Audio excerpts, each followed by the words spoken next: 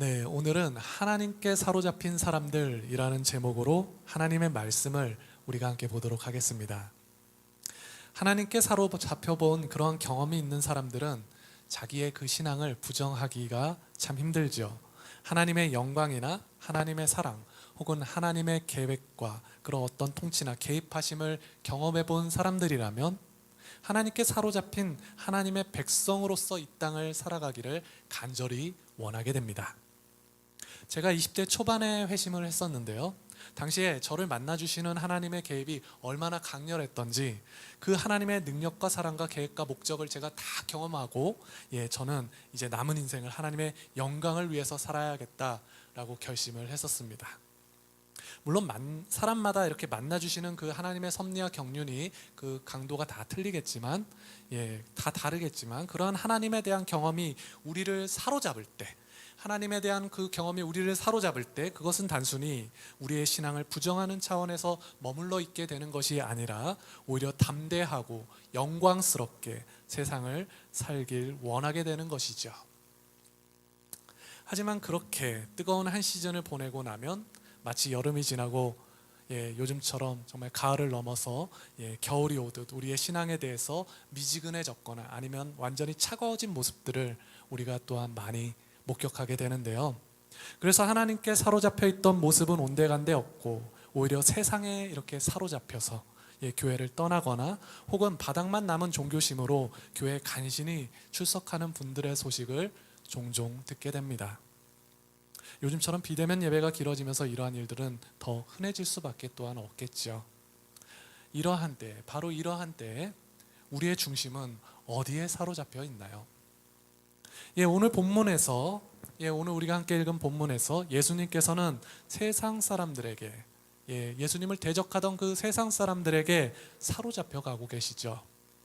하지만 주님께서 사로잡히신 것이 세상이 주님보다 더 능력이 있어서, 세상이 주님보다 더 강하기 때문에 주님을 사로잡을 수 있었던 것이 아니었고, 주님께서는 이제 때가 되었기 때문에 사로잡혀 주셨다라는 점을 우리가 기억할 때, 우리는 예수님께서 지금 세상에 의해서 그 육신이 지금은 사로잡혀 가고 계시지만 그분의 중심은 세상에 사로잡혀 있지 않다는 것을 우리는 본문 가운데서 발견하게 되죠. 게다가 주님께서 사로잡혀 가시는 길이 온 인류를 구원할 십자가의 길이란 점을 우리가 성경을 통해서 확인하게 될 때, 예수님께서는 세상에 사로잡혀 있는 것이 아니라 도리어 하나님의 뜻에 사로잡혀 계심을 우리는 성경을 통해서 발견하게 된다는 겁니다. 그렇다면 그 하나님의 뜻이 무엇인가요? 이 죄악된 세상을 구원하시려는 하나님의 구원 계획이 하나님의 뜻이었죠. 그렇다면 우리 성도들은 어떻게 우리의 중심이 이 땅 가운데, 이 세상 가운데 사로잡히지 않고 하나님의 뜻에 사로잡혀 세상을 구원하기 원하는, 그 세상을 구원하기 원하시는 그 주님의 교회로서 우리가 이 땅을 어떻게 살아갈 수 있을까요?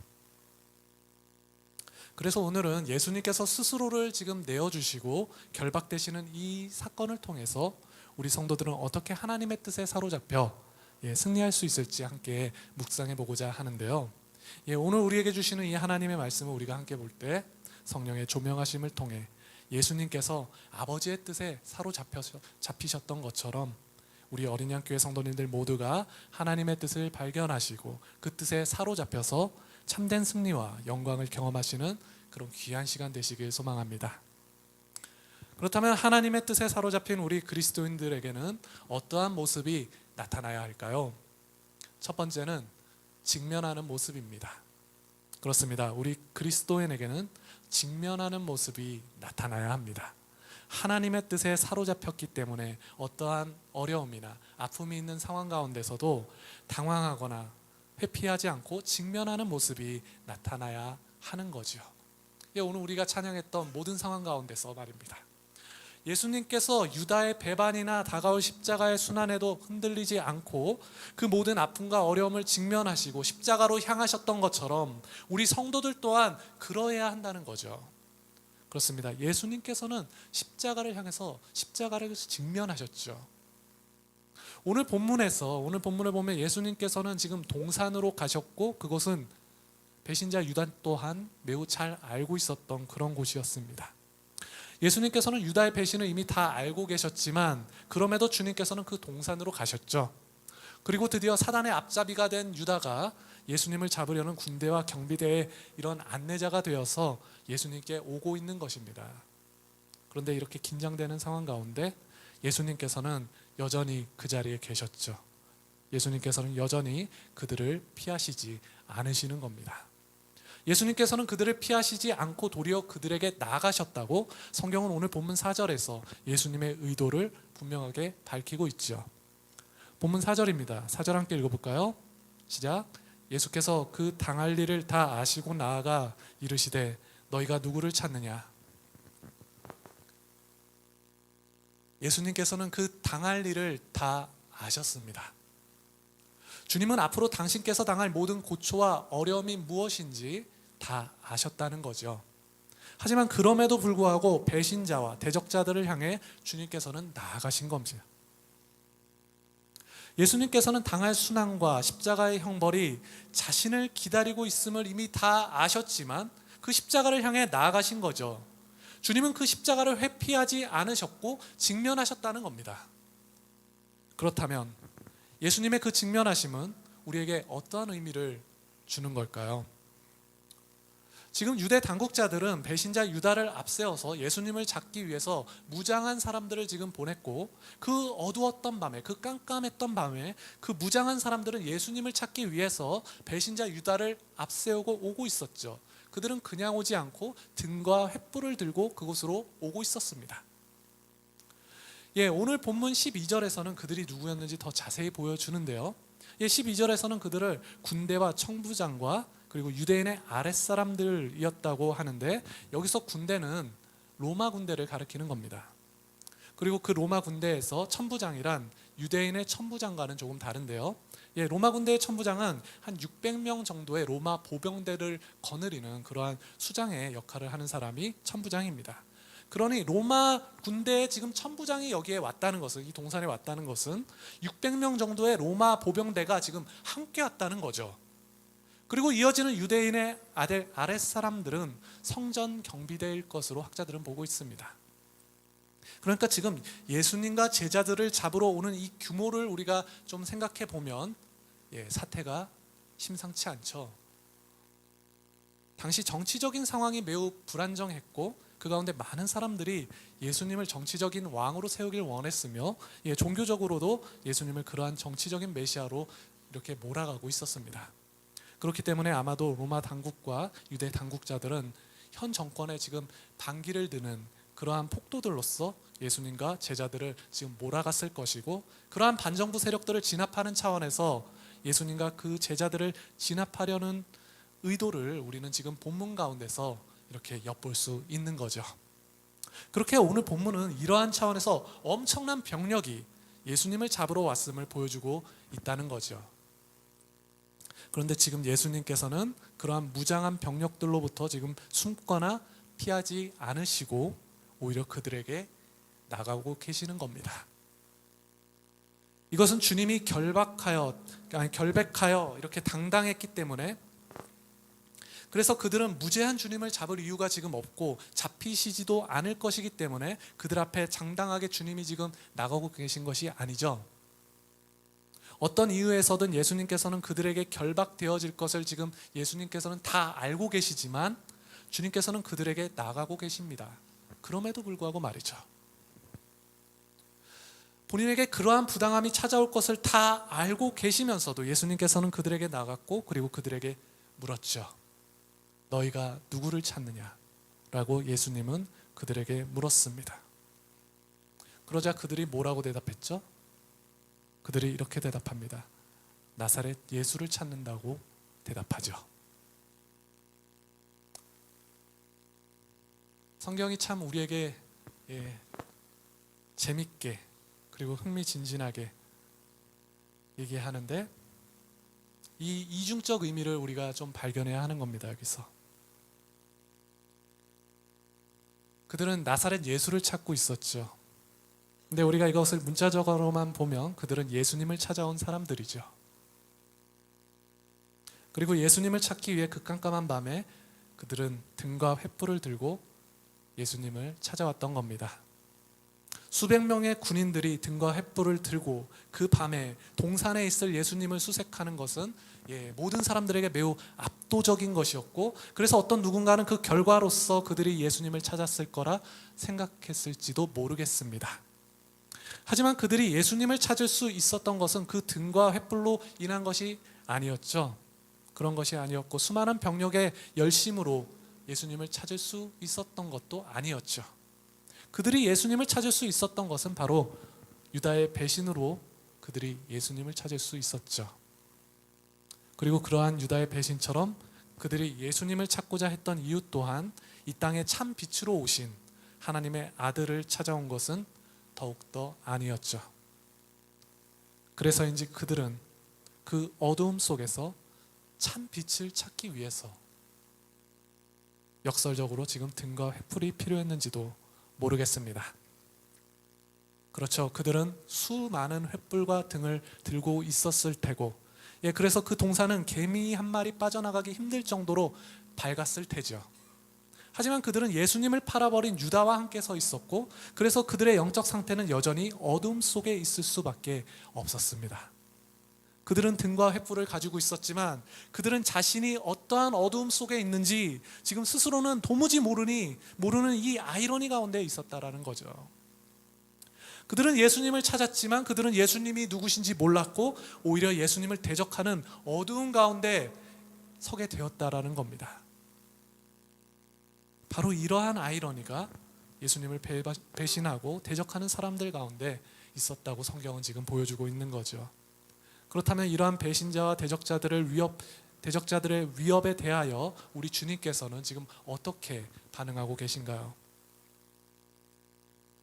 주님께서는 나사렛 예수를 찾는다는 그들의 대답에 내가 그니라 라고 대답하셨습니다. 그러자 그들은 알 수 없는 이유로 물러가서 땅에 엎드려지게 됩니다. 예수님의 이 말 한마디에, 내가 그니라 라고 말씀하신 이 말 한마디에 그들이 다 엎드려지게 되었다라는 거죠. 본문 6절입니다. 함께 읽어볼까요? 예수께서 그들에게 내가 그니라 하실 때 그들이 물러가서 땅에 엎드러지는지라. 아멘. 여기서 엎드러졌다라는 것에 대한 원어적인 의미는 넘어지고 이렇게 떨어지고 엎드리는 그러한 의미인데요. 그들이 어떠한 방식으로 엎드렸는지는 정확히 우리가 알 수 없지만 아마도 다들 너무 놀라서 뒤로 낮아빠진 그러한 상태였거나 그대로 주저앉은 그러한 상태였을 겁니다.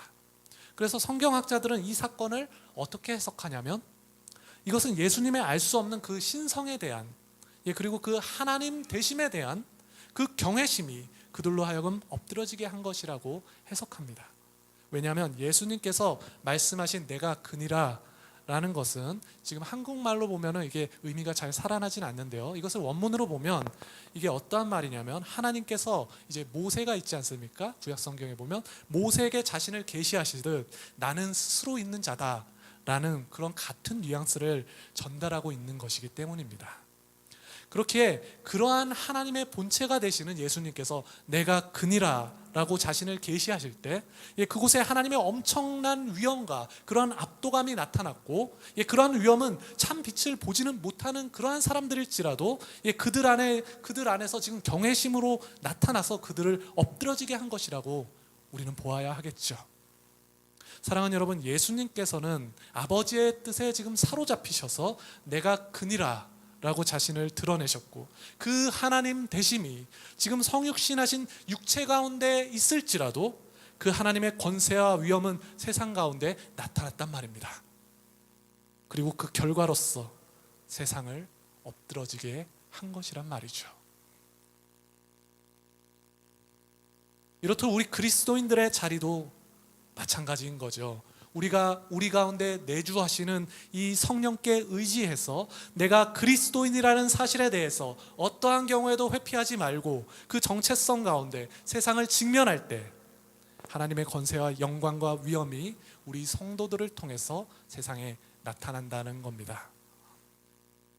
그렇게 그것이 나에게 마치 십자가처럼, 때론 십자가처럼 어떤 어려움이나 아픔으로 다가오더라도 우리의 어두운 현실에 절망하고 낭망하지 말고 내가 예수 그리스도를 참 빛으로 믿는 그리스도인이고 나의 삶의 주권이 하나님께 있음을 지금 믿으셔서 나에게 어둠으로 다가온 나의 십자가를 이제는 직면하여서 그 어두움을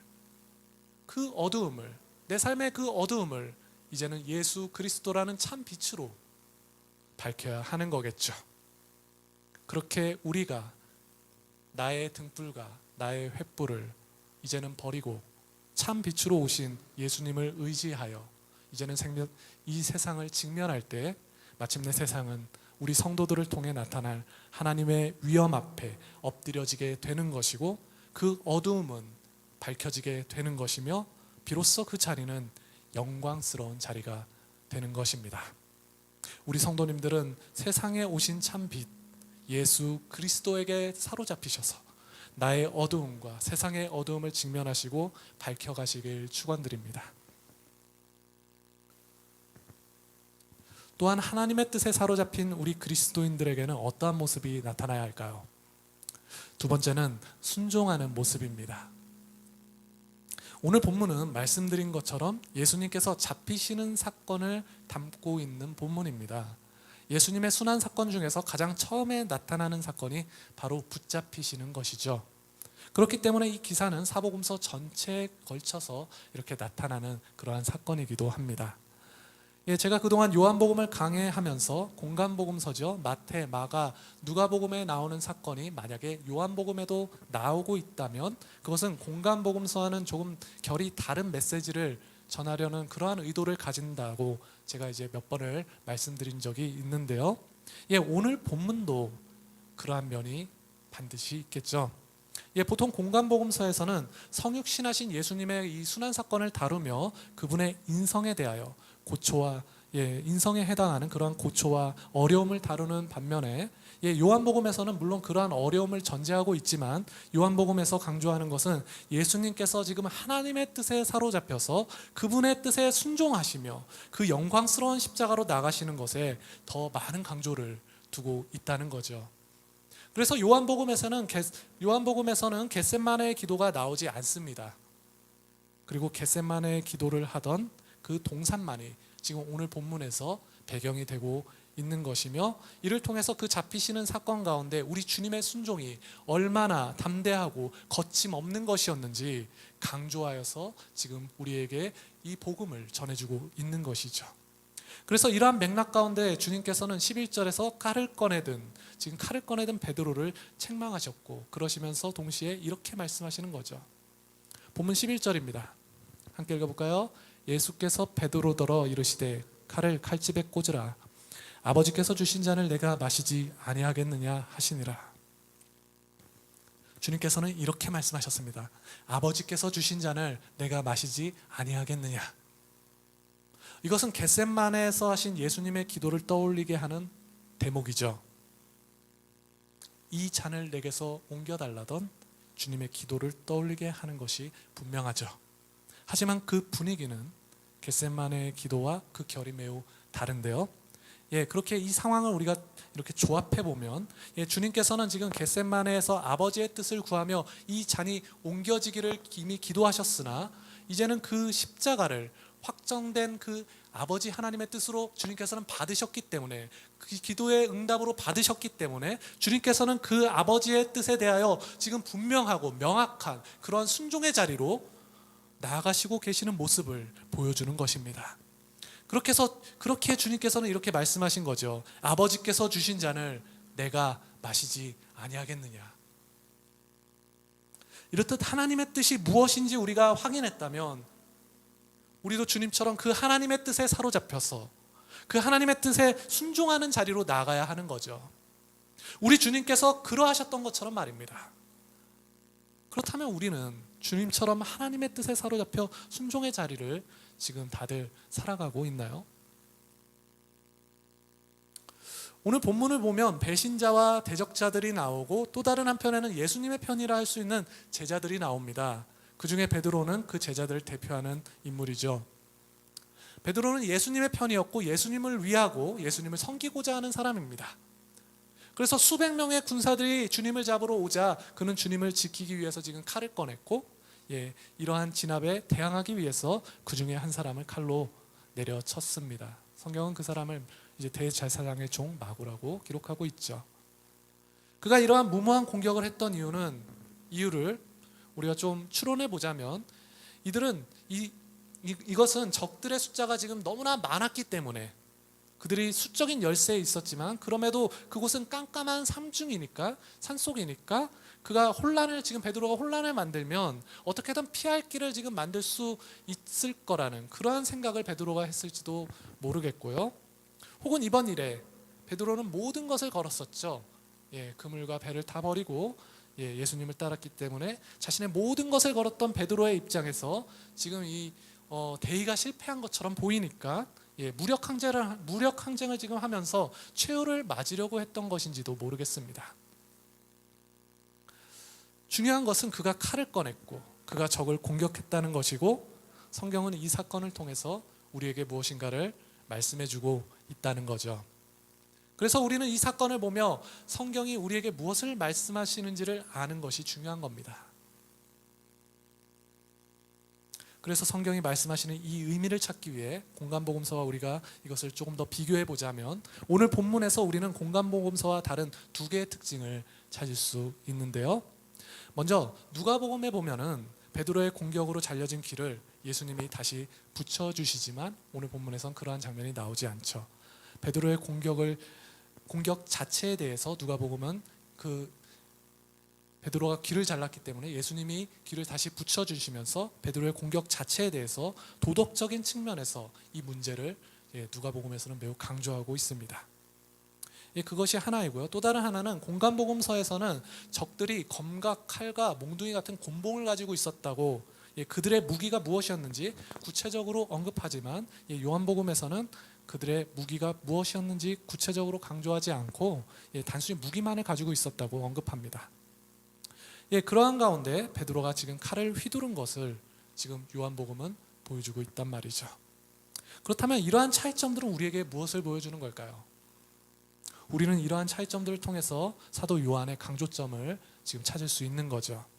사도 요한은 이 사건의 심각성을 지금 잘 보여주면서도 베드로의 공격성에 대해서 지금 강조합니다.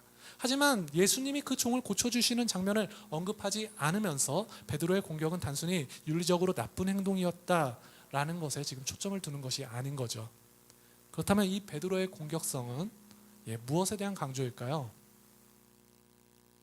이 베드로의 공격은 지금 아버지의 뜻을 온전히 이해하고 있는 예수님과 대비되고 있는 겁니다. 그래서 그의 공격이 예수님의 뜻이 아니었고 도리어 아버지의 뜻을 이해하지 못한다는 것에 그 강조점을 두고 있다라는 거죠. 제가 지금 말씀드리는 것은 요한복음의 강조점과 공간복음과의 강조점이 서로 결이 조금 다르다라는 것을 말씀드리고 있는 것입니다. 예수님이 잡히시는 이 사건을 바라보는 제자들의 관점이 다 다를 수밖에 없었던 것처럼, 모두가 모두가 예수 그리스도의 복음이라는 그 동일한 복음을 말하고 있지만, 이 잡히시는 사건을 통해서 우리에게 전해주고자 하는 사도 요한의 이 관점은 아버지의 뜻에 사로잡힌 예수님과는 달리 예수님의 뜻을 이해하지 못하는 베드로의 무지를 강조하고 있단 말이죠. 그러한 그의 무지가 칼을 꺼내드는 악한 결과로 지금 나타나는 것이고, 그것은 예수님께 의해서 거부되는 것을 본문은 보여주고 있단 말입니다. 주님께서는 베드로에게 말씀하셨죠. 칼을 칼집에 꽂으라. 아버지께서 주신 잔을 내가 마시지 아니하겠느냐. 예수님은 그의 무지와 그 결과를 거부하시며 아버지께서 주신 잔을 마실 것을 지금 강조하는 겁니다. 확정된 아버지의 뜻에 지금 주님께서는 적극적으로 순종할 것을 말씀하고 계신 거죠. 그렇습니다. 요한복음에서 주님께서는 누누이 제자들에게 말씀하시길, 당신이 잡히셔야 할 것에 대해서 말씀해 오셨고 죽으셔야 할 것에 대해서도 말씀해 오셨지만 제자들은 도무지 그것을 이해하지 못하는 모습을 보여주었었죠.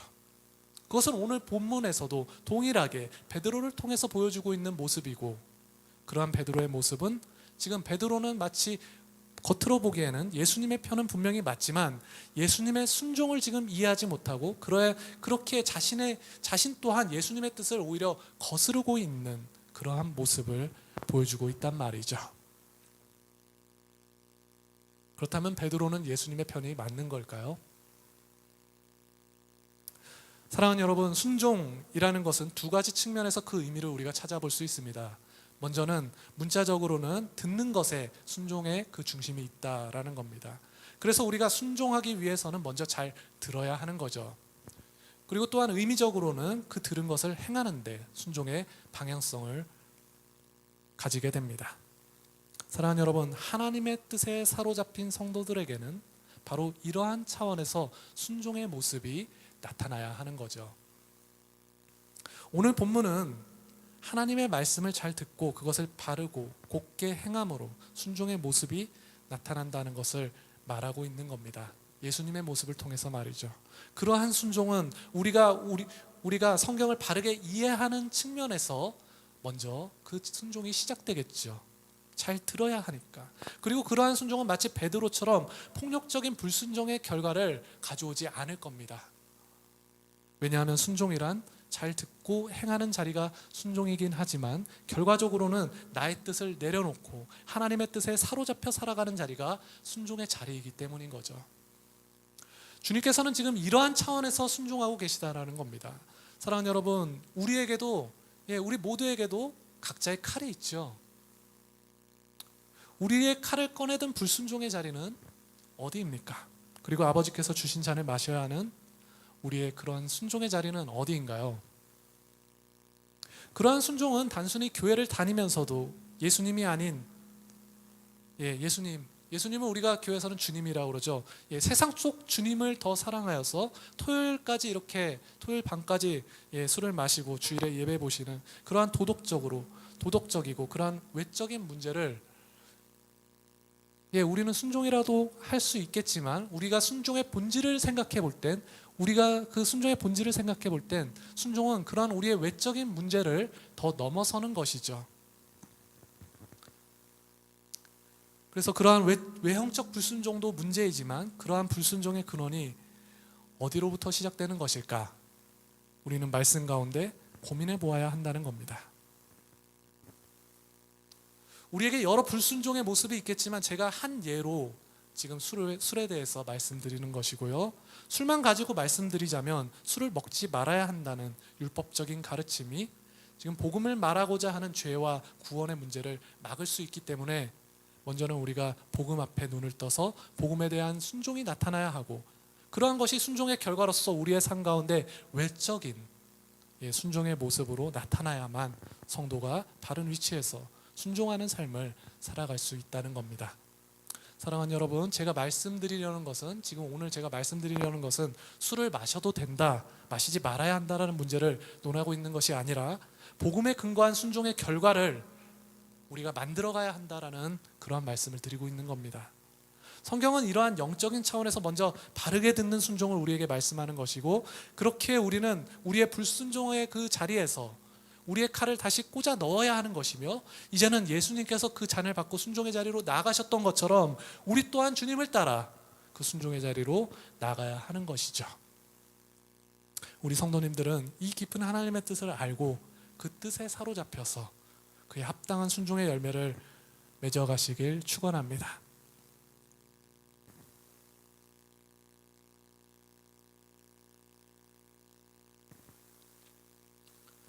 마지막으로 하나님의 뜻에 사로잡힌 우리 그리스도인들에게는 어떠한 모습이 나타나야 할까요? 세 번째는 사랑받는 모습입니다. 오늘 본문에서는 유다와 같은 배신자와 유대인과 같은 대적자들이 등장하고 그에 이어서 베드로와 같은 불순종하는 자들을 보여주죠. 이들은 모두 하나님의 뜻에 사로잡히지 못한 사람들이죠. 그리고 배신과 대적과 불순종이라는 악한 결과를 만든 그러한 사람들입니다. 그래서 우리는 그들의 악함에도 불구하고 그들을 직면하시고 아버지의 뜻에 순종하시는 우리 예수님을 바라보며 우리가 직면해야 할 것과 순종할 것에 대해서 우리가 첫 번째와 두 번째 포인트에서 나누어 보았던 겁니다. 그런데 오늘 본문에서 이들 말고 또 다른 그룹의 사람들이 있는데요. 그게 누구일까요? 바로 제자들이죠. 성경은 오늘 본문에서 그 제자들을 가르쳐 제자들이라는 단어를 사용하지 않습니다. 예수님께서는 그들을 가르쳐 8절에서는 이 사람들이라고 말씀하시고 9절에서는 내게 주신 자라고 말씀하시죠.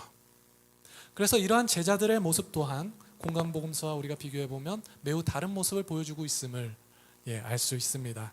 공간복음서에서는 예수님이 잡히시게 되자 제자들이 어떻게 행동했을까요? 제자들은 예수님을 버리고 다 도망갔죠. 심지어 얼마나 급하게 도망갔던지 그 중에는 벗은 몸으로 도망가는 사람도 있었습니다.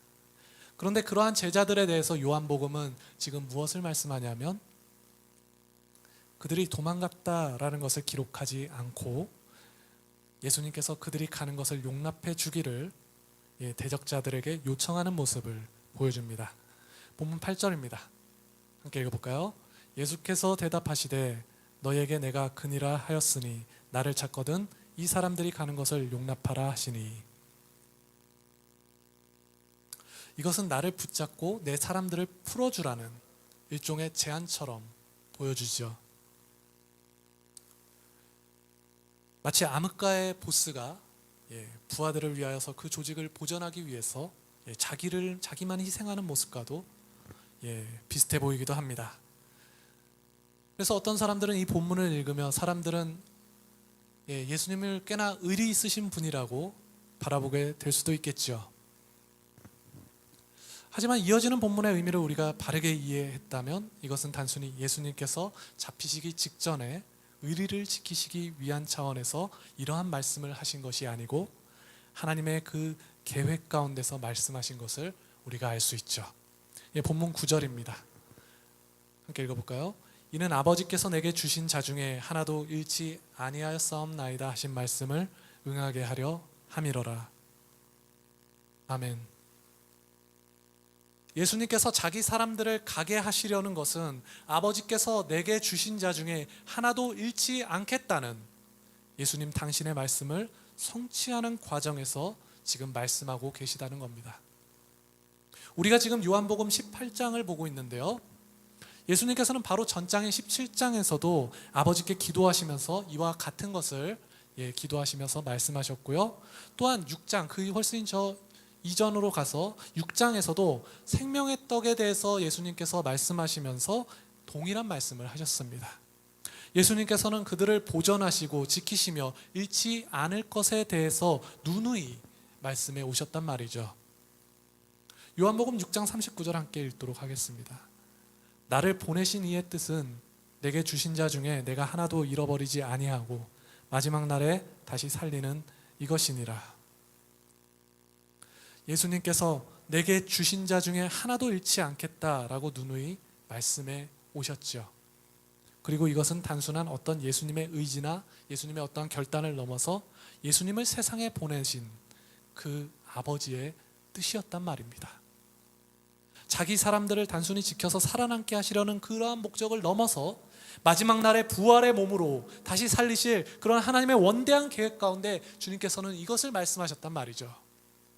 사랑하는 여러분, 세상의 의리와 열정도 우리가 세상을 살아가다 보면은 참 매력적이지만 우리 예수님의 계획과 그 사랑에는 비할 수 없는 것이죠. 오늘날 교회에서 이러한 세상의 의리만도 못한 모습이 만연해져 있기 때문에 우리가 때로는 의리를 지키며 신앙생활을 추구하는 것이 교회의 덕이 될 수는 있겠지만 우리 하나님의 크신 계획과 그 사랑을 아는 사람들이 세상에 드러내야 하는 모습은 이 땅의 세상살이에 한정된 인본적인 어떤 그러한 사랑이나 어떤 의리와는 비교할 수 없는 것이고 그것이 하늘의 소망을 두고 하나님 나라에 근거한 것이기 때문에 예수 그리스도의 십자가의 그 무게감이 나타나고 그 영광이 또한 나타나며 무엇보다 그 하나님의 사랑과 그 마음이 우리 성도들을 통해서 나타나야 한단 말이죠.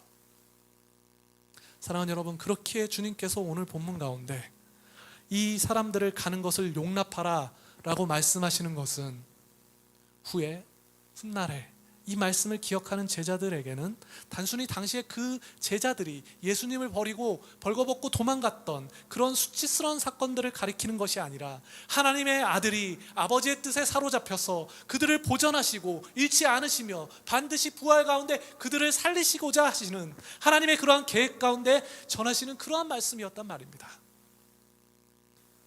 이것은 비단 그 제자들뿐만 아니라 이 복음을 듣게 된, 예수 그리스도의 복음을 듣게 된 모든 하나님의 백성들에게 적용되는 예수님의 말씀인 것이고, 그렇게 이것은 마지막 날까지, 그 마지막 날까지 적용될 하나님의 뜻인 거죠. 그렇게 이 말씀은 우리를 절대 잃어버리지 않으시겠다는 선한 목자의 결단과 사랑이 배어져 있는 우리 하나님의 강권적인 뜻인 겁니다. 사랑하는 여러분, 우리가 이 하나님의 사랑 안에서 살아가고 이 하나님의 사랑받은 사람들로 세상을 살아가야 하는 겁니다. 예수님을 버리고 도망갔던 제자들과 예수님을 부인했던 사람들에게 이 하나님의 사랑이 얼마나 큰 위로가 되었겠습니까? 이처럼 하나님의 뜻에 사로잡힌다는 것은 이 하나님의 사랑에 사로잡히는 것입니다. 우리가 함께 신앙생활을 하다 보면 어려움 속에서 믿음을 지키지 못한 수많은 사람들을 만나보게 되죠. 그래서 간혹 교회를 떠나거나 신앙을 저버린 사람들이 우리의 대화 가운데서 문매를 맞을 때가 종종 있습니다. 그들은 참 유다 같은 사람들이라고 비난할 수도 있겠고, 우리 또한 그런 배신자는 되지 말자고 다짐할 수도 있겠죠. 하지만 예수님께서 잃지 않겠다고 말씀하신 제자들이 모두가 한 번은 배신자였다라는 점에서 우리는 하나님의 사랑이 우리의 두려움과 제약을 넘어서 우리를 지키시고 인도하신다라는 것 또한 알고 있죠. 그러므로 그 하나님의 사랑은 우리가 배신자라고 비난했던 사람들에게나 혹은 예수님을 버리고 신앙을 저버렸다라고 말하는 사람들에게조차 아직은 여전히 유효한 겁니다. 그렇게 우리가 그 크신 하나님의 사랑을 오히려 제한시키는 도구로서 살아가서는 안 되는 것이겠죠. 그 크신 사랑을 받은 사람들이라면, 그 한량없는 사랑을 경험한 사람들이라면 그에게서 사랑받은 모습이 나와야 하는 겁니다. 그 사랑을 기대하는 모습이 나와야 하는 거죠. 그래서 이제는 기다려주고, 그래서 이제는 용서할 수 있고, 그래서 이제는 사랑하는 모습이 우리에게서 나타나야 하는 것입니다. 사랑하는 여러분, 우리가 가정과 직장과 학교에서 누군가를 이렇게 전도하다 보면, 오랜 시간 전도하다 보면 내 뜻대로 전도가 되지 않기 때문에 상심하게 되고 포기하고 싶을 때도 참 많죠. 그러할 때에도 마찬가지입니다. 우리는 그 전도의 대상에 대한 하나님의 목적을 바라보기 이전에 나를 사랑하시고 나를 기다려주신 그 하나님의 사랑을 먼저 바라봐야 하는 겁니다. 내가 얼마나 큰 사랑을 받은 사람인지 우리가 깨닫게 될 때 비로소 우리는 그 사랑받은 모습이 나타나게 되는 겁니다. 이렇듯 하나님의 뜻에 사로잡힌 사람들은 그에게서 사랑받은 모습이 나타나고, 그 하나님의 사랑은 반드시 그 사랑이 필요한 또 다른 누군가에게로 전해지게 되는 거죠. 예수님의 사랑과 그 복음에 사로잡힌 삶을 살았던 사도 바울은 고린도 교회의 문제를 다루기 위해 편지하는데, 그 문제를 다루기에 앞서서 그가 먼저 한 일이 무엇이었냐면, 그가 먼저 언급한 것이 무엇이었냐면, 그는 자신의 마음을 담아서 편지를 기록하게 됩니다. 고린도후서 2장 4절입니다. 함께 읽어볼까요? 내가 마음에 큰 눌림과 걱정이 있어 많은 눈물로 너희에게 썼노니 이는 너희로 근심하게 하려 한 것이 아니요 오직 내가 너희를 향하여 넘치는 사랑이 있음을 너희로 알게 하려 함이라. 아멘. 우리 성도님들은 잡히시면서도 그 사랑을 포기하지 않았던 우리 주님의 사랑 안에 거하셔서 그분의 크신 사랑을 충분히 우리가 좀 받으시고, 그래서 이제는 우리도 이 바울처럼, 그 사랑을 받았던 바울처럼 우리의 사랑을 먼저 담아내고 그 사랑을 세상에 나타내어 그 하나님의 사랑이 우리의 가정과 직장과 학교에서 그 가운데 흘려보내시기를 축원드립니다. 예, 말씀을 맺겠습니다. 사랑하는 어린이학교의 성도 여러분, 성도는 하나님의 뜻에 사로잡힌 사람들입니다. 성도에게서는 세상 두려움이 아닌 하나님의 뜻에 사로잡혀 복음 앞에 직면하는 그러한 모습이 나타나고요. 우리 성도들에게는 세상의 힘이 아니라 하나님의 뜻에 사로잡혀 그 뜻에 순종하는 모습이 나타납니다. 그리고 우리 성도들에게는 그 크신 하나님의 사랑에 사로잡혀 그 사랑을 받았기 때문에 이제는 세상을 사랑하는 사람의 모습이 나타나게 됩니다. 사랑하는 어린이학교 성도 여러분, 이번 한 주도 우리가 살아갈 때 하나님의 그 크신 사랑과 영광과 능력이 우리를 사로잡아 주시기를 기대하며 살아갑시다. 그래서 먼저는 우리 자신이 이 복음에 합당한 열매를 맺어가고 그로 말미암아 우리의 삶도 값진 성령의 열매를 풍성하게 맺어가시길 우리 주님의 이름으로 축원드립니다.